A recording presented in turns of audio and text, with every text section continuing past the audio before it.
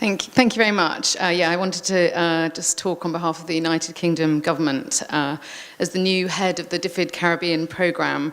For me, it's my first visit to Dominica, and I'm delighted to be here. But I wish it was in happier circumstances, and our condolences to everyone on the island who's been affected. But being new, I believe that I will be coming back over the years, and I'll be able to see the improvements and progress on the Building Back Better programme. I arrived here on the 22nd of August, and 5 days later I heard about this tropical storm.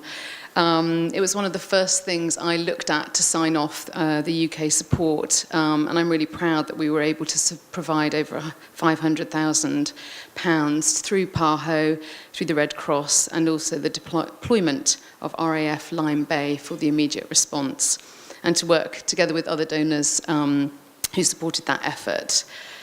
We have a number of programs already from our Caribbean program that work in Dominica.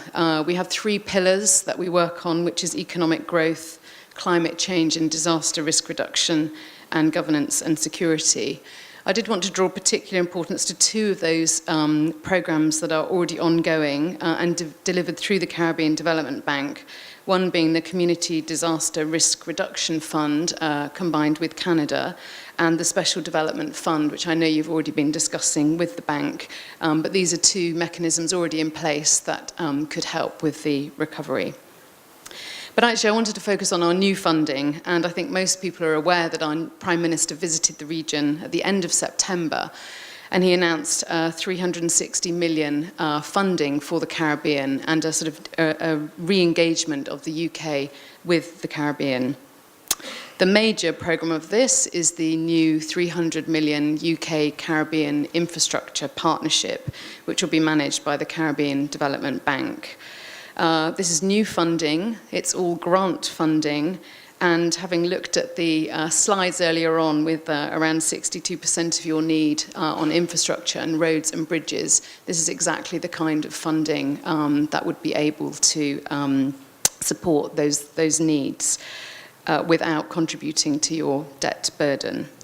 Of this, there will be a substantial amount that will be available for Dominica, and we're discussing this tomorrow, but it would be over £20 million of grant funding.